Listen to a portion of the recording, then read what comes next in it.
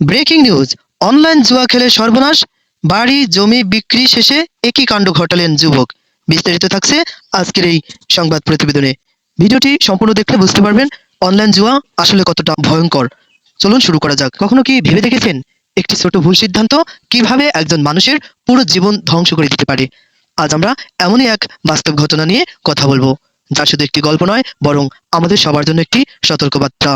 সোমবার ১৩ এপ্রিল দুপুর আনুমানিক ২টার দিকে উপজেলার কাচিয়া ইউনিয়নের ৮ নম্বর ওয়ার্ডের মুখফার দোকানের দক্ষিণ পাশে শ্বশুরবাড়ির নির্জন এক স্থানে এক ব্যতিক্রমী দৃশ্য দেখা যায়। সেখানে ইউসুফ নামের এক ব্যক্তি দুধ দিয়ে গোসল করছেন।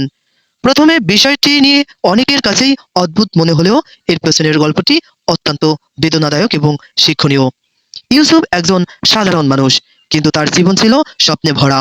তিনি পেশায় ছিলেন একজন কনস্ট্রাকশনের সাব ঠিকাদার এবং পাশাপাশি মাছের খামারের ব্যবসা করতেন। পরিশ্রম করে তিনি জমি জমা কিনেছিলেন, এমনকি নিজের একটি একতলা বাড়িও নির্মাণ করেছিলেন। বিয়ের পর তার সংসারও ভালোভাবেই চলছিল, কিন্তু হঠাৎ করেই তার জীবনে আসে এক ভয়ঙ্কর পরিবর্তন। প্রায় ৩ বছর আগে মোবাইল ফোনে একটি বিজ্ঞাপনের মাধ্যমে তিনি একটি অনলাইন জুয়ার অ্যাপ ইনস্টল করেন। প্রথমে কৌতূহল, তারপর ধীরে ধীরে নেশা। এভাবেই তিনি জড়িয়ে পড়েন অনলাইন জুয়ার অন্ধকার জগতে।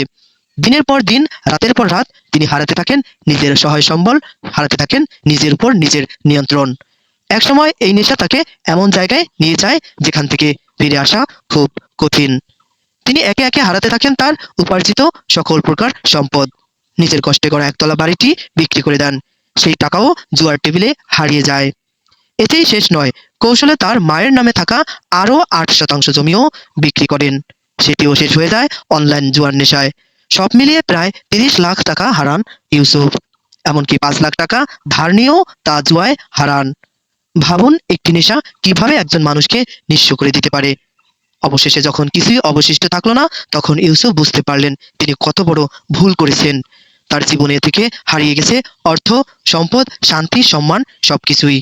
এই অনুশোচনা থেকেই তিনি নেন এক ব্যতিক্রমী সিদ্ধান্ত। স্থানীয় বাজার থেকে ৫০০ গ্রাম গরুর দুধ কিনে সবার সামনে দুধ দিয়ে গোসল করেন। এটি ছিল তার কাছে একটি প্রতীকী কাজ, নিজেকে পবিত্র করা, অতীতের ভুল থেকে ফিরে আসার ঘোষণা। ইউসুফ বলেন, আমি চাই না কেউ আমার মতো ভুল করুক। অনলাইন জুয়া একটি সর্বনাশের পথ। তার এই কর্মকাণ্ড স্থানীয় মানুষের মধ্যে ব্যাপক আলোচনার জন্ম দিয়েছে।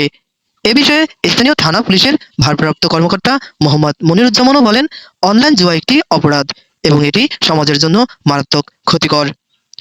এই ঘটনাটি আমাদের জন্য একটি বড় শিক্ষা। সহজে টাকা আয়ের লোভ মানুষকে ধ্বংসের পথে নিয়ে যায়। অনলাইন জুয়া শুধু অর্থ নয়, জীবনও কেড়ে নেয়। একবার আসক্ত হলে সেখান থেকে ফিরে আসা অত্যন্ত কঠিন। কিন্তু সব হারানোর পরও যদি কেউ নিজের ভুল বুঝতে পারে, তাহলে সেখান থেকেই নতুনভাবে শুরু করা সম্ভব।